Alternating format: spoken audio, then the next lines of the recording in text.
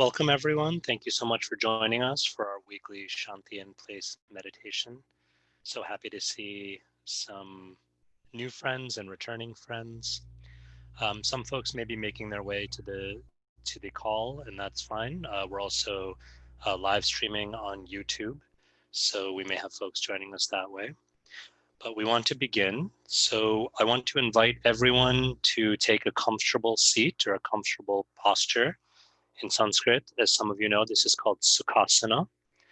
And Sukhasana is intentionally not defined too specifically or too rigidly, because the idea is that a comfortable seat, a Sukhasana, will look different for us depending on so many things, depending on what is comfortable for us.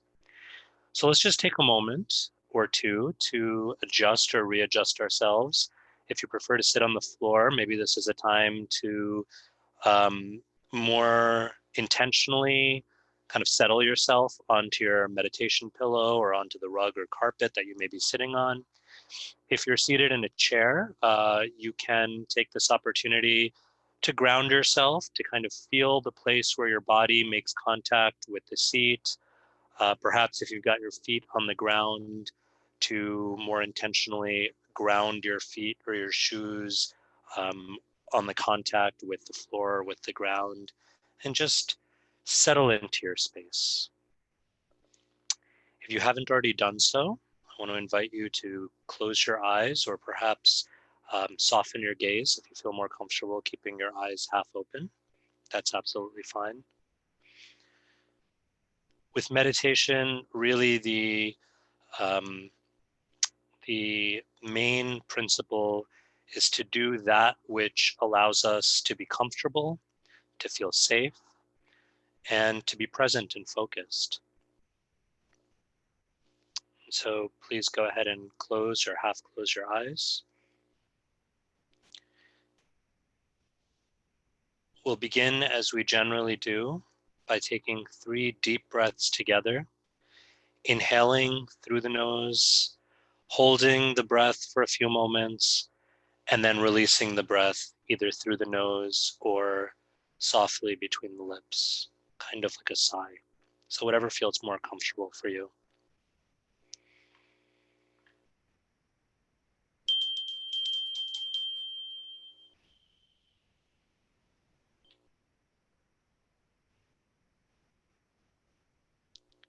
So we'll take those 3 deep breaths together, inhaling through the nostrils,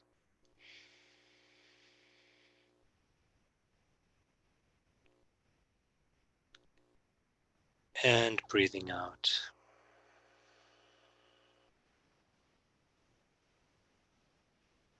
A second time, breathing in,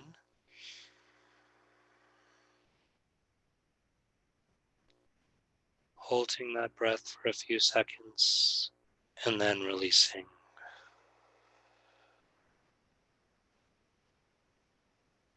A final time, breathing in through the nose,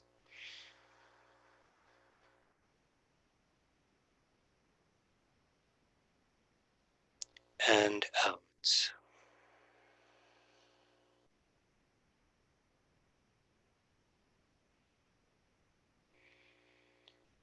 Now returning our breath to its natural rhythm, allowing the breath to find its own pace.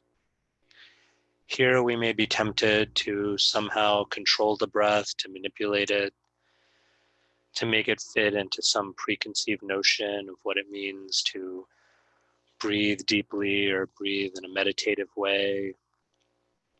No need to do any of that. Just in this moment, allowing the breath to find its own rhythm, its own pace. It may take a few moments.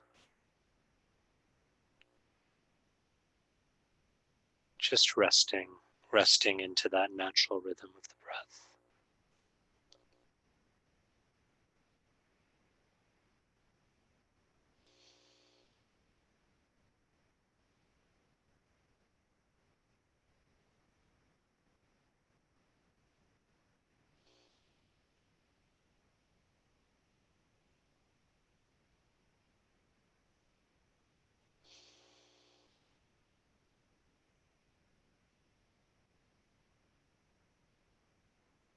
Once the breath is settled, simply noticing it,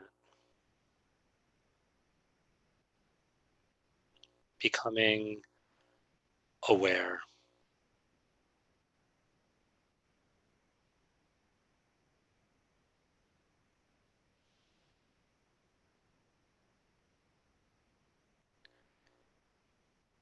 Sometimes even this simple act of noticing something can feel quite difficult, or we might wonder, what does it mean to notice something, to observe something? Does it mean to think about it? Does it mean to analyze it? Thought and analysis are important, but in this moment, noticing simply means being present to it. When we're with a dear friend or a loved one, and we're really present to them, we're not thinking about anything. We're not analyzing anything. We don't need to figure them out. It's not a mental process. We're just there with them. We're tuned into them. We're experiencing them. And this breath, this wonderful gift of breath, gift of life, we can think about it just like a friend. It's our dearest friend. It's with us at every moment.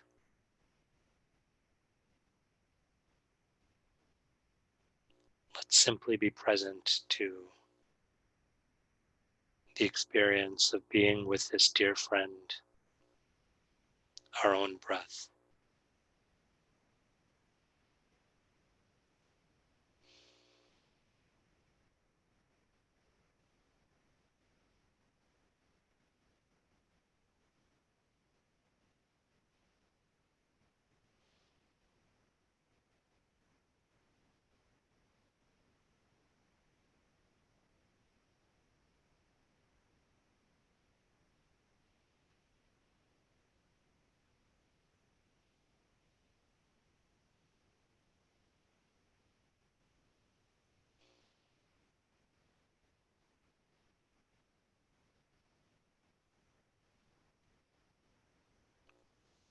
Allowing now our awareness, our observation to zero in, to focus in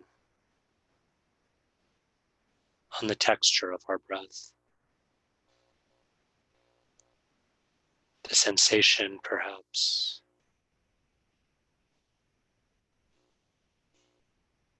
as the air travels in and out,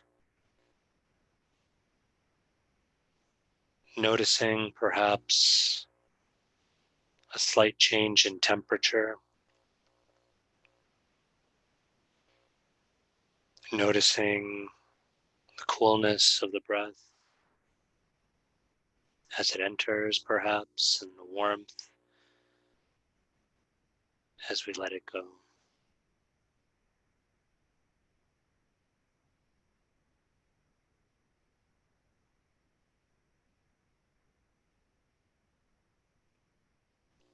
We can stay right here, or if we'd like,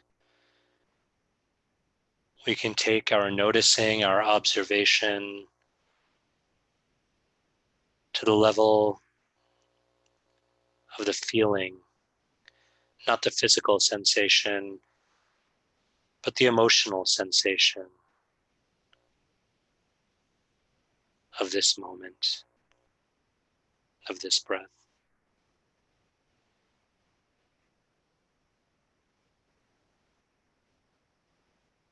Noticing what we're feeling in this moment without judgment, without a need to correct or change anything. Simply noticing. What am I feeling right now?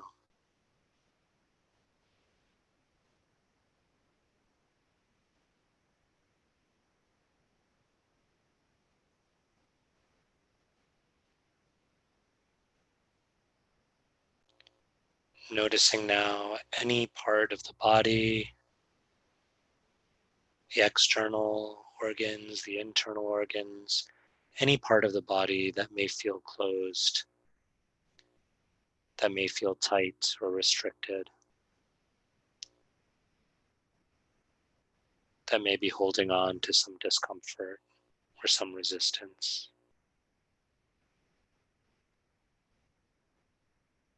Perhaps seeing if we can bring some softness to that part of the body that feels closed, some openness.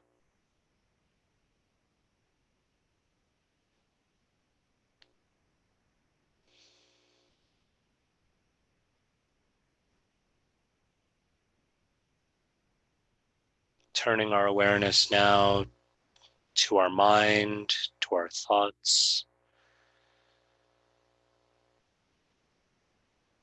checking in with our mind, noticing if there's any tightness, any resistance on the level of the mind.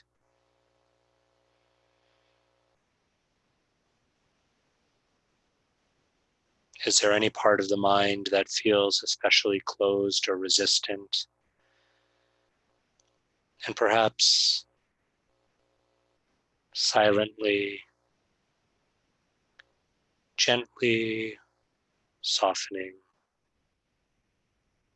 opening, letting go.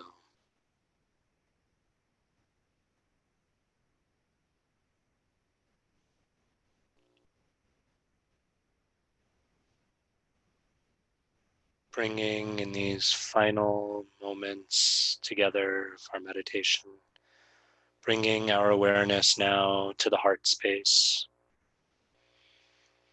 And if you'd like, you can place a hand on your chest in the region of your heart, if you'd like.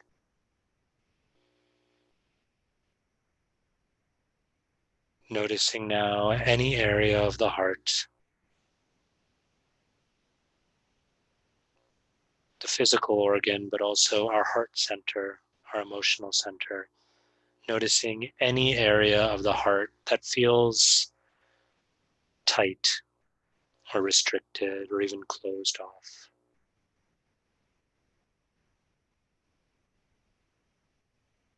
We don't need to judge it. We don't need to analyze why it may be closed or feel that way, but simply noticing it. And perhaps if we feel inspired, sending some gentle love and compassion, some healing energy, some softening, opening energy to any part of our heart that we feel needs it right now.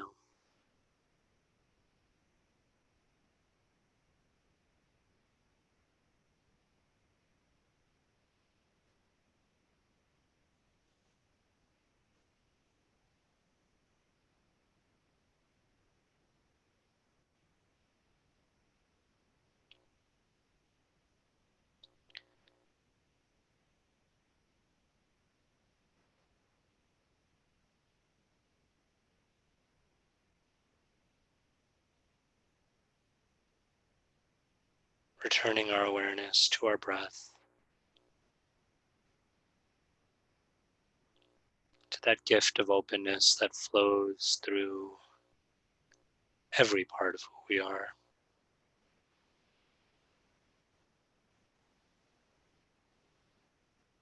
Allowing ourselves a final moment or two here,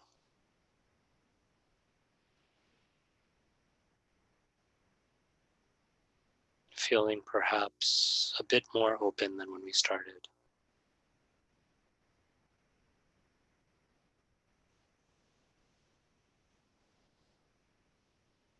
Bringing our practice to a close now, taking one final deep breath in through the nostrils, through the nose, holding the breath and then releasing, chanting or hearing the sacred sound Om, the sonic representation or embodiment of infinite possibility, infinite perfection, completeness. Breathing in together.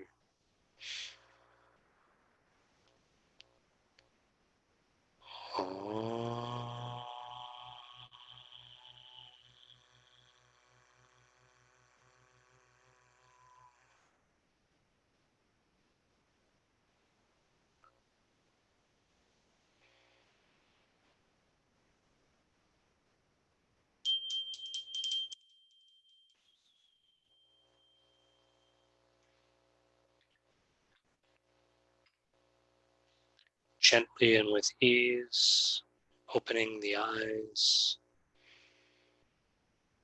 returning our gaze and our full awareness to the room and to our gathering.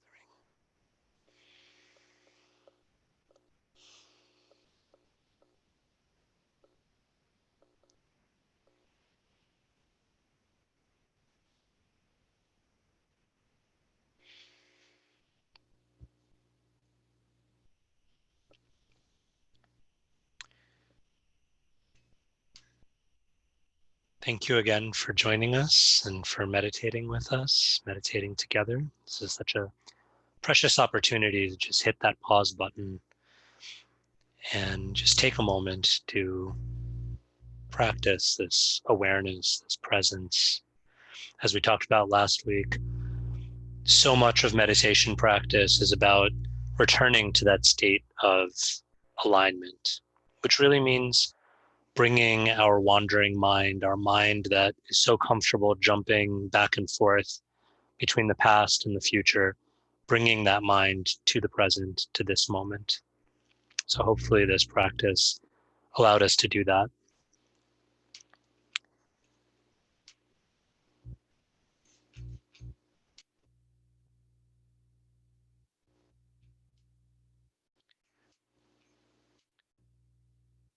So this week and next week, I want to explore um, a really interesting, really important aspect of meditation practice, but it's not something that we often think about in relation to meditation or to mindfulness or to yoga.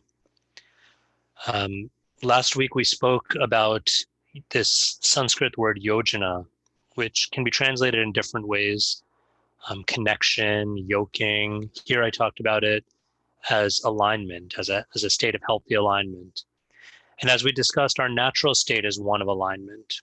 In fact, our current state is one of misalignment. And so sometimes when we're so out of sorts with our natural state, what is actually very unnatural to us feels like our default.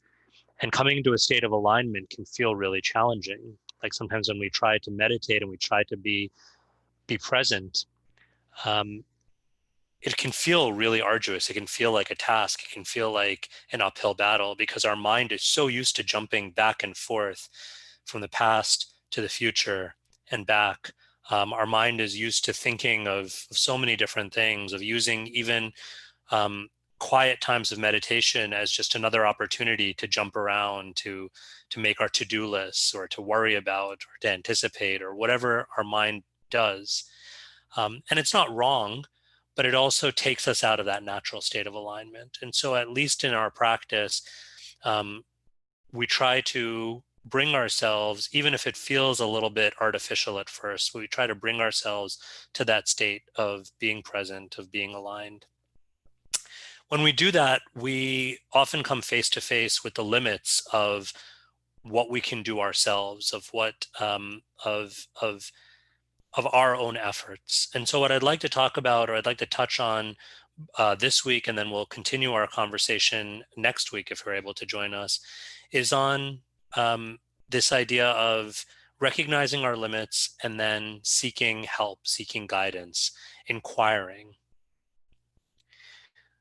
The word in Sanskrit, or one of the words in Sanskrit for inquiry, is Priccha.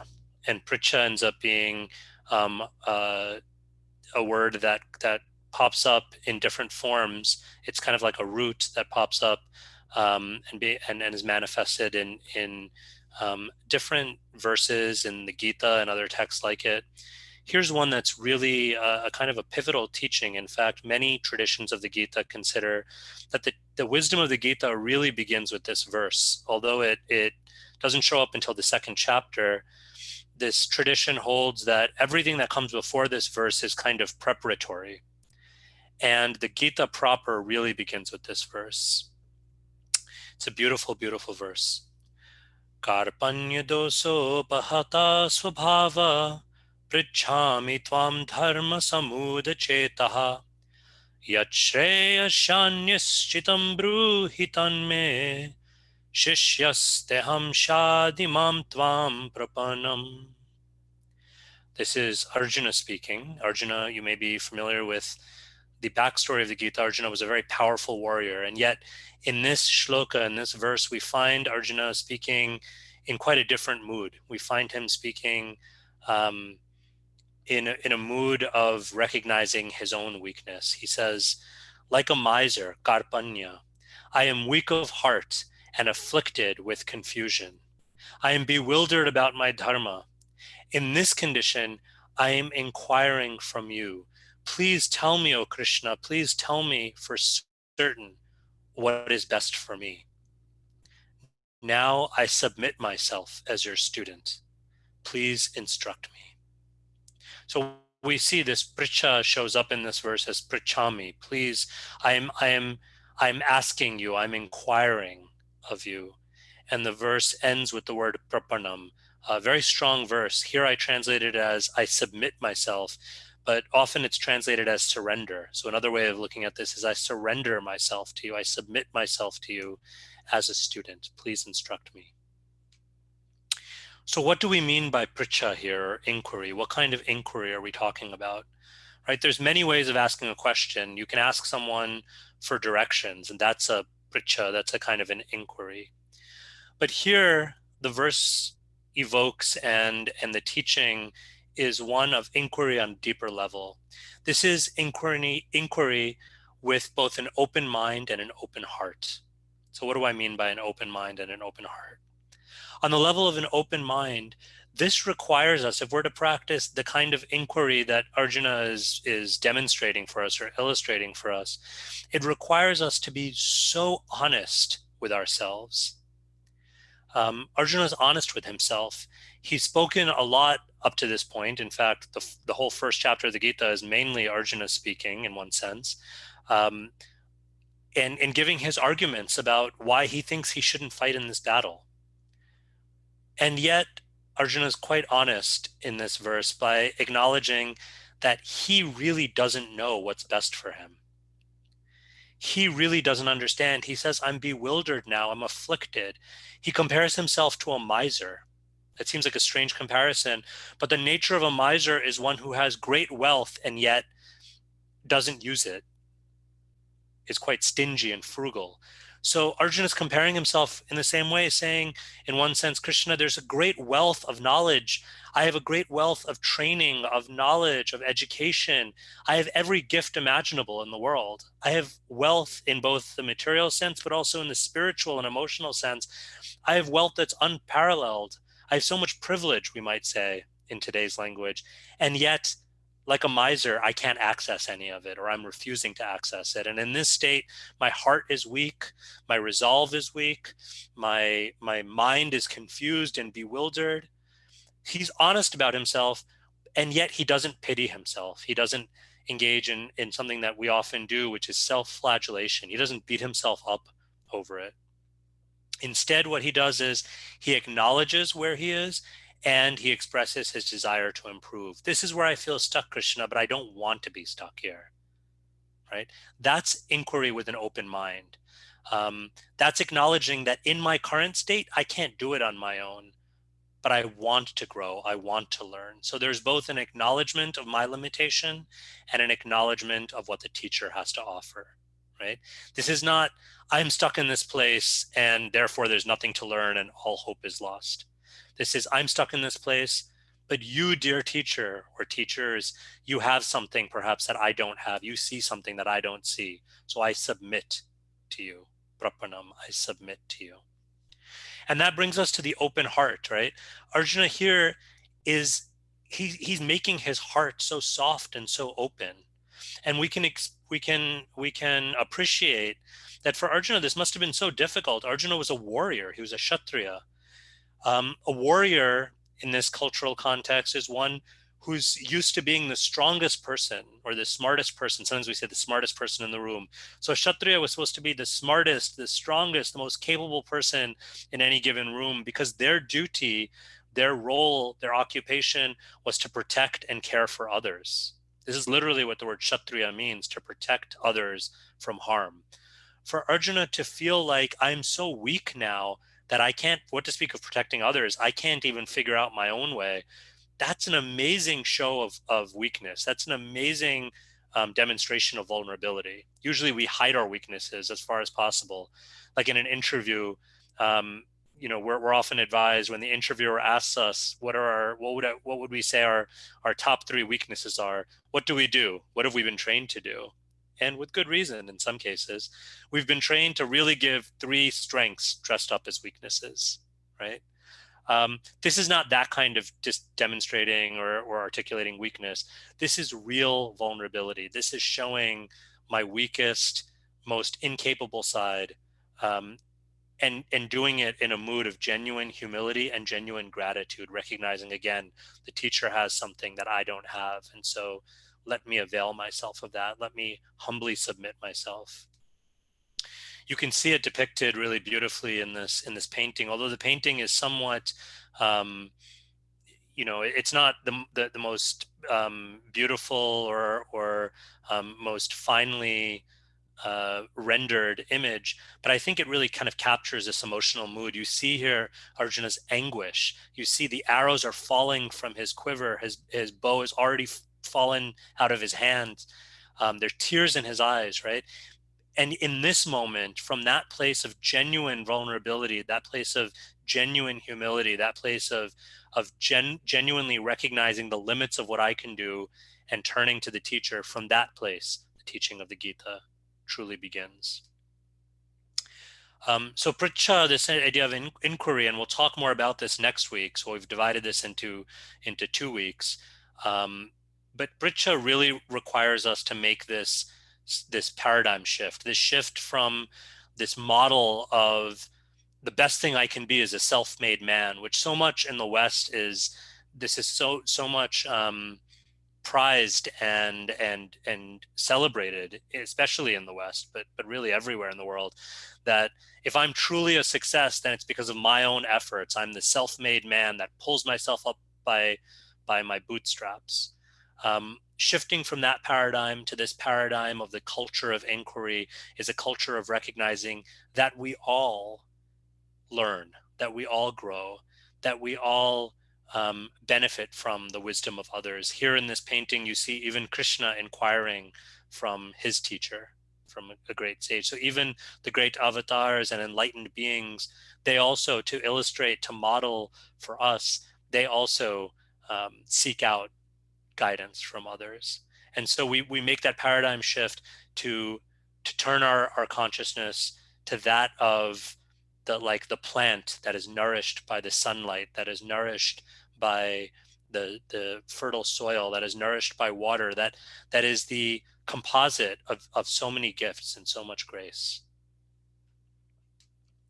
So we'll talk more about this next week, but a nice exercise that we may want to do between this week and next week, if we'd like to, is just to take, again, these exercises don't need to take too long, to take 2, 3, 5 minutes to sit down, perhaps with a journal or a notepad, and try to reflect on, who are my teachers? Who are the people in my life? They don't need to be formally recognized teachers or gurus, but who are the people in my life that I can genuinely turn to with an open mind and an open heart, and who can help me to grow into the best version of myself? Who are those people in my life? Or perhaps, if we're challenged to answer that question, who are some folks who can play that role? Who are people that perhaps are in my life who I haven't approached in that way, but who I'd like to? So we'll bring it to a close there. And perhaps we can use we can take just a minute or two to share any questions, reflections, realizations, or thoughts that you may have, recognizing that if folks need to leave, that's absolutely fine. But for those who'd like to stay for just a few more minutes, anything that's on your mind or on your heart right now.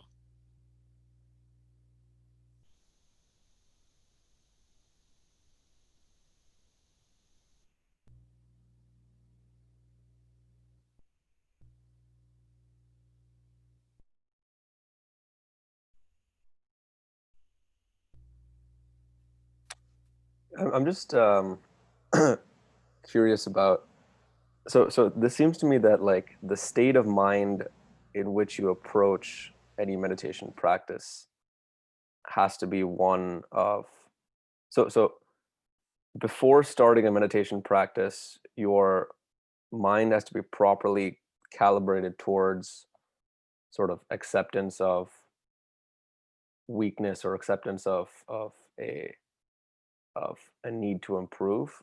Can that need be found and discovered through a meditation practice that doesn't initially start with that level of genuinity? If that makes sense. Yeah, I think so.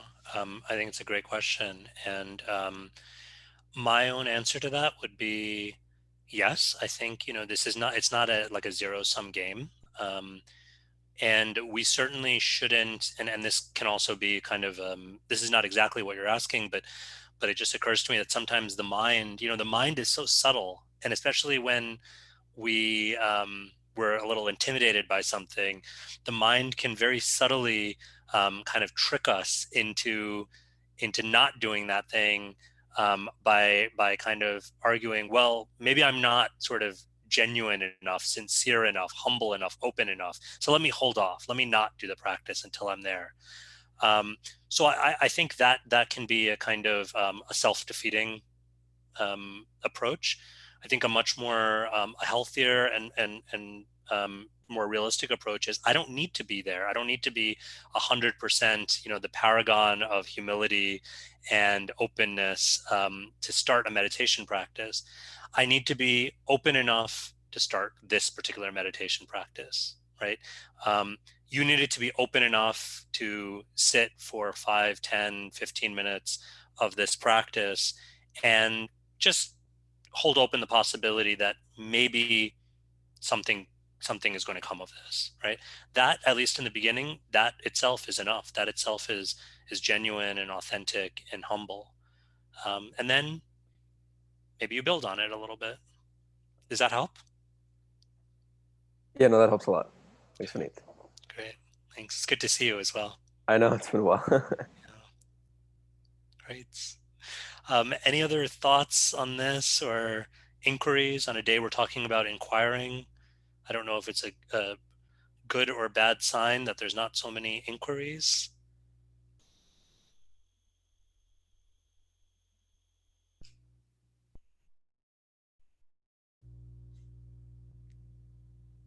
Okay, no worries. Um, we can leave it at that. And please do tune in next Monday. We have made a shift. So I know there's some folks that were able to join us on Tuesdays that it seems like are not able to be here. Um, hopefully they might be able to avail themselves of this program. If not, we'll try to figure out some other stuff. But glad you could make it. And please do join us next week and we'll continue to discuss inquiry. Okay. Thanks so much. Have a blessed rest of your day and rest of your week.